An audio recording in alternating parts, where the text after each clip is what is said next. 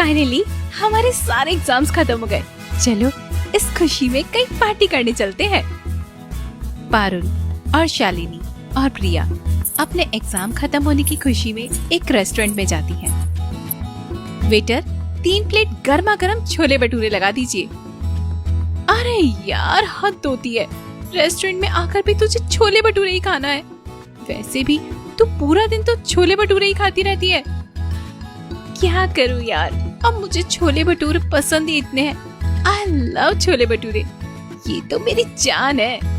पारुल बचपन से ही छोले भटूरे खाने की बहुत ज्यादा शौकीन थी। उसे हर खुशी के मौके पर छोले भटूरे खाना काफी ज्यादा पसंद था। ऐसे ही समय गुजरता है और पारुल के माता पिता पारुल का रिश्ता एक बड़े से परिवार में तय कर देते हैं। आखिरकार पारुल शादी कर अपने ससुराल आ जाती है और आज पारुल की ससुराल में पहली रसोई की रस्म होती है। आज तो मेरी पहली रसोई की रस्म है। आज मैं अपने ससुराल वालों को अपने हाथ के गर्मा गर्म छोले भटूरे बनाकर खिलाऊंगी। पारुल जैसे ही पहली रसोई की रस्म के लिए छोले भटूरे बनाने के लिए किचन में जाती है कि तभी पारुल की सास माधवी आ जाती है। अरे पारुल बहू, आज तो तेरी पहली रसोई की रस्म थी ना। एक काम कर, अपनी पहली रसोई की रस्म में हम सभी के लिए गर्मा गर्म छोले भटूरे बना दे। हम सभी को छोले भटूरे खाना काफी ज्यादा पसंद है। अरे माँ जी, मैं तो छोले भटूरे ही बनाने जा रही थी। वो क्या है ना, आप लोगों की तरह मुझे भी छोले भटूरे खाना बहुत ज्यादा पसंद है। पारुल को यह जानकर काफी ज्यादा खुशी हुई कि उसकी तरह उसके ससुराल वाले भी छोले भटूरे खाने की काफी ज्यादा शौकीन है। लेकिन आखिरकार पारुल की यह खुशी कब तक रहने वाली थी, इसे जानने के लिए हमें स्टोरी में आगे बढ़ना होगा। पारुल किचन में जाती है और अब छोले भटूरे बनाने की तैयारी करने लगती है। पारुल का ससुराल काफी ज्यादा बड़ा था, इसलिए उसे सबके हिसाब से 4-4 छोले भटूरे बनाने पड़ते हैं, जिससे आखिरकार में पारुल तकरीबन 1000 भटूरे बनाकर तैयार कर देती है। पारुल के हाथ के छोले भटूरे उसके ससुराल वालों को बेहद ही पसंद आते हैं। पारुल बहू, तुमने तो बहुत ही बढ़िया छोले भटूरे बनाए हैं। ऐसे छोले भटूरे तो गीता बहू भी नहीं बनाती है। हाँ भाभी, बहुत ही बढ़िया छोले भटूरे बनाए हैं आपने। अपने ससुराल वालों के मुंह से अपने छोले भटूरे की तारीफ सुन पारुल काफी ज्यादा खुश होने लगती है। लेकिन पारुल इस बात से पूरी तरह से अनजान थी कि यही खुशी आगे चलकर उसके रोने का कारण बनेगी। पारुल, ये तुम पुलाव क्यों बना रही हो? भाभी, रात के खाने के लिए वो क्या है ना, छोले भटूरे की तरह मैं पुलाव भी बहुत ज्यादा टेस्टी बनाती हूँ।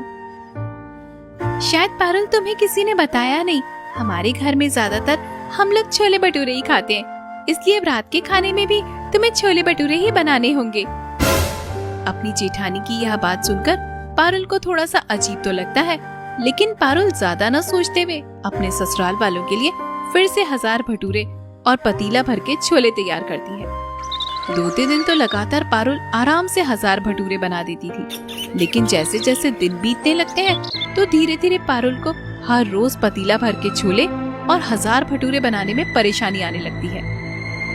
1 हफ्ता हो गया है जब से ससुराल में आई हूँ, तब से सबको बस छोले भटूरे ही बनाकर खिलाई जा रही हूँ। ऊपर से 10-20 भटूरे नहीं, गिनकर 1000 भटूरे बनाने पड़ते हैं।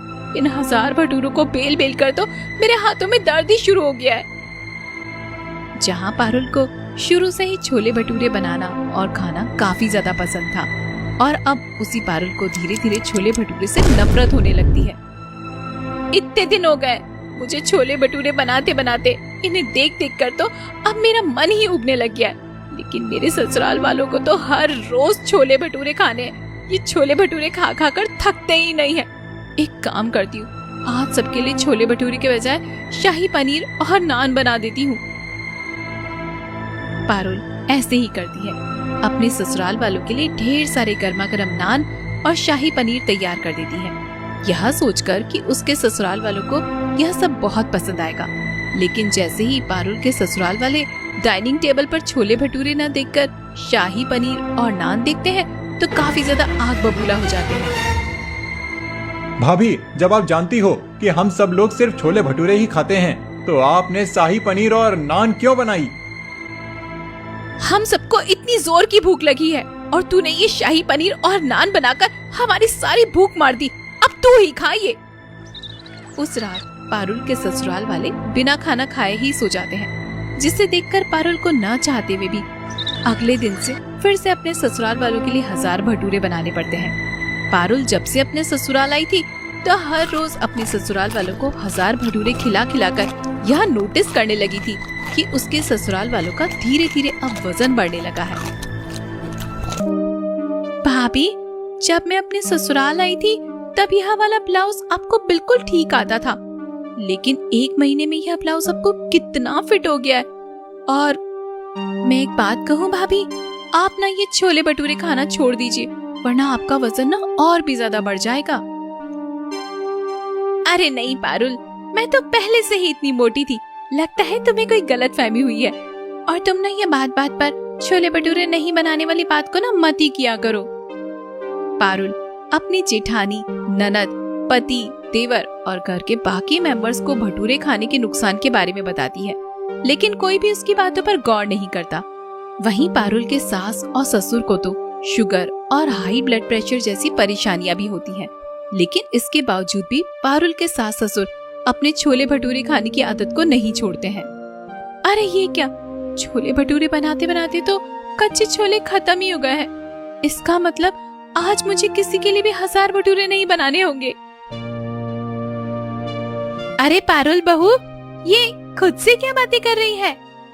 कुछ नहीं माँ जी, वो आज ना घर में छोले भटूरे नहीं बन पाएंगे। वो क्या है ना, सारे के सारे छोले खत्म हो गए और अब तक तो राशन की दुकान भी बंद हो गई होगी, इसलिए सोच रही थी कि क्या बनाऊं। अरे छोले ही तो खत्म हुए हैं, भटूरे बनाने के लिए मैदा थोड़ा खत्म हुआ है। एक काम कर तू, चल आज तू आलू की सूखी सब्जी और साथ में सबके लिए भटूरे बना दे। लेकिन माँ जी, आलू की सब्जी के साथ भटूरे कौन खाता है? हम खाते हैं बहू। इतने दिन में तो तुझे पता चल ही गया होगा कि हम सब लोग भटूरे के कितने शौकीन हैं। चल अब जल्दी से जाकर आलू काट कर आलू की सूखी सब्जी बना ले और भटूरे बना ले। सभी को ना बेटा बहुत ज्यादा भूख लगी है। हर रोज ससुराल वालों के लिए 1000 भटूरे बनाकर पारुल की हालत भी अब भटूरे जैसी ही हो चुकी थी। ऐसे ही समय गुजरता है। अब पारुल हमेशा हमेशा के लिए छोले भटूरे खाना छोड़ देती है और हमेशा रोटी सब्जी ही खाती है। लेकिन पारुल के ससुराल वाले अपने भटूरे खाने की आदत को नहीं छोड़ते। हर रोज की तरह सभी लोग पारुल के हाथ के छोले भटूरे खा रहे होते हैं कि तभी अचानक मोहन के सीने में दर्द होने लगता है।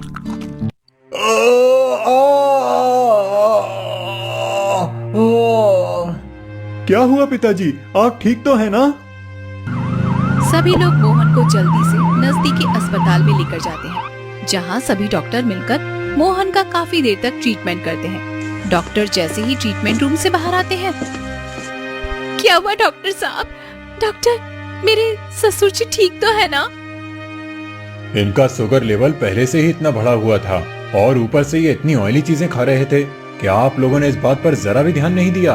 हाँ, आप जानती भी हैं उनका कोलेस्ट्रॉल लेवल कितना बढ़ चुका है। उन्हें मिनी हार्ट अटैक आया था।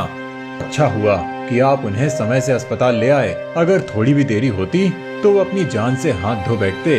उन्हें कम से कम 1 महीने तक अस्पताल में भर्ती रहना होगा और उसके बाद आप लोग उनके खाने पीने पर अच्छे से ध्यान देना, वरना आगे चलकर उनकी जान को काफी बड़ा खतरा हो सकता है। हे भगवान, ये सब क्या हो गया? आखिरकार ये सब क्या हो गया भगवान? माँ जी, यह सब आप लोगों की रोज रोज 1000 छोले भटूरे खाने की वजह से हुआ है। मैं आप सभी को समझाती रही कि हर रोज इतने भटूरे खाना सेहत के लिए अच्छा नहीं है, लेकिन आप लोगों में से किसी ने मेरी बात को नहीं सुना। सब लोगों ने मेरी बात को अनसुना किया। आप देखो ना माँ जी, क्या हो गया ये? हम सब तो पढ़े लिखे हैं, फिर भी हमसे इतनी बड़ी गलती कैसे हो गई? हमें माफ कर दो पारुल, हमें तुम्हारी बात मान लेनी चाहिए थी। मोहन की हालत को देखकर आखिरकार घर के सभी लोगों को उनकी गलती का एहसास हो जाता है, जिसके बाद अब सभी लोग अपने 1000 भटूरे खाने वाली आदत को छोड़ देते हैं और हर रोज कम तेल मसाले वाला खाना ही खाते हैं, जिससे अब इन सबकी सेहत अच्छी होने लगी थी। और पारुल को भी हर रोज अपने ससुराल वालों के लिए 1000 भटूरे बनाने के काम से फुर्सत मिल जाती है।